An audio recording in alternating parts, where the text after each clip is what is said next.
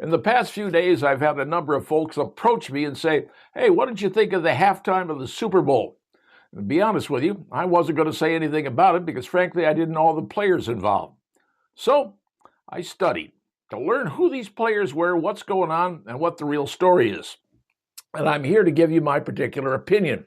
And as I said, this is my opinion, not yours or anybody else's. But here's what I see. What I see was the Super Bowl where most people are addicted. The average fan's been around watching the Super Bowl every year for more years than they can count. Personally, I've been watching it since it started back in the 1960s. So I guess you'd call me an addict as well. But the people in the NFL, Roger Goodell and his ilk, they know it. They know you're addicted to it. And they said, but we want to go bigger. We want to get a larger expanse. We want to become international. Not just the US of A, they want to go international. That means they're taking on the soccer people.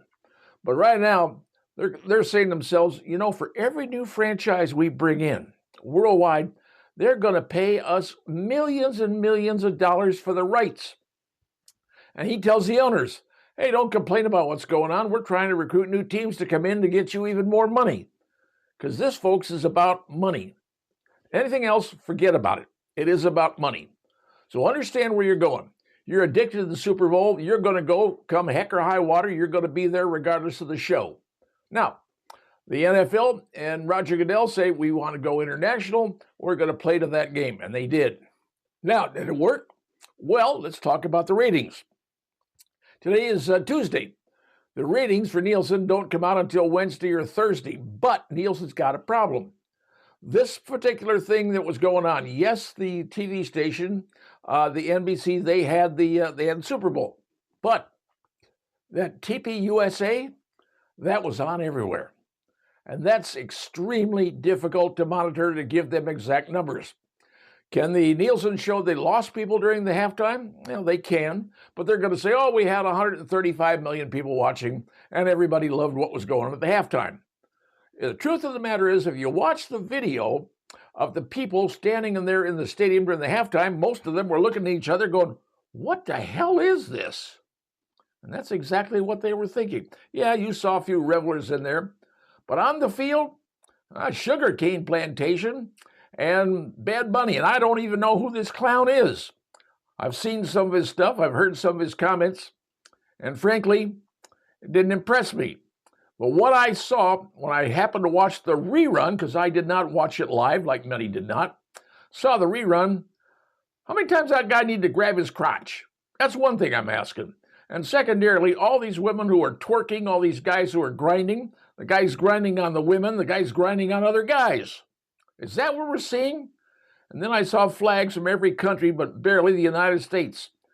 The halftime was not garnered and intended for anybody in the United States. It was intended for the people outside the U.S., especially in the Latin American communities, because that's where the NFL wants to go. They want a team in Mexico City if they can get one. Probably a team in Argentina if they can get one. And don't forget, they're probably going over to Europe as well. But the truth of the matter is, I was not impressed. And the stuff I've seen Bad Bunny do, say, and in fact, he wasn't wearing a dress, I don't care. But you know what? I couldn't understand anything. But I did get a chance to read the copy of the words of the song that he was supposedly mumbling. And I'll tell you what, those words you can't say on TV. George Carlin is correct. There's 7 words you can't say on TV. Bad Bunny attempted to use them in one way, shape, or form. And frankly, Communications Act of 1934 says in the public interest, convenience, and necessity. That's the law.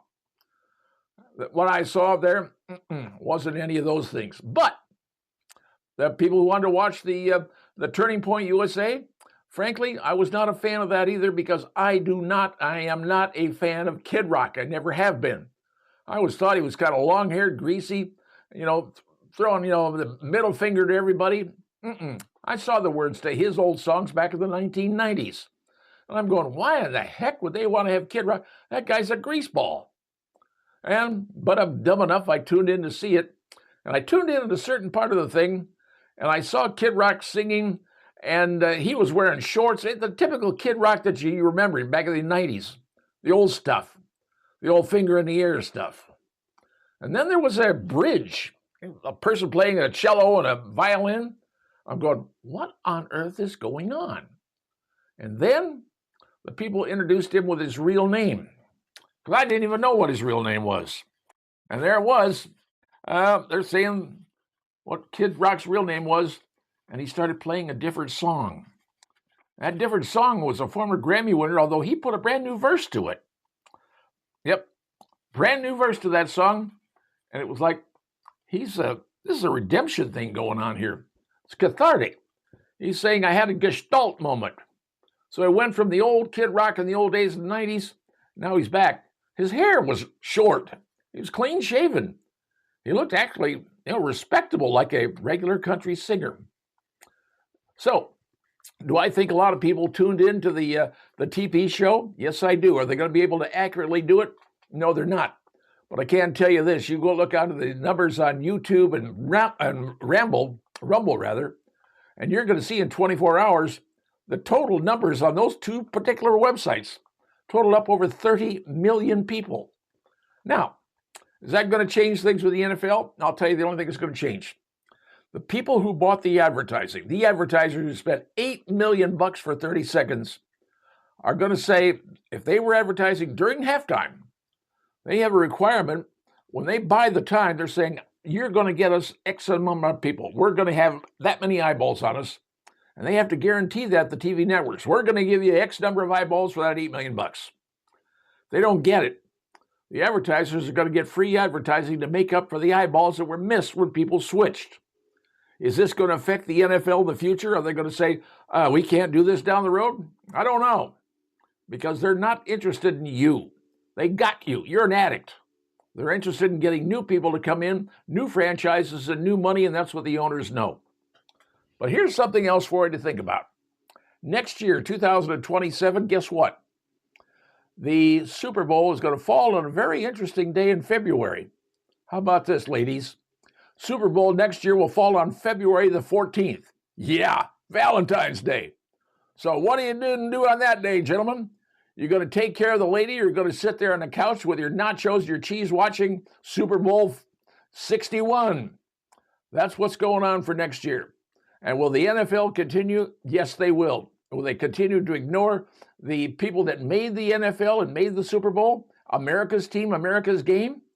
Probably. They're looking for money. And the money is no longer in the United States. The money is in Mexico, South America, Europe, wherever. And they're looking for more money. And that's the search they're under. And you're an addict, and it doesn't really matter. And now you know.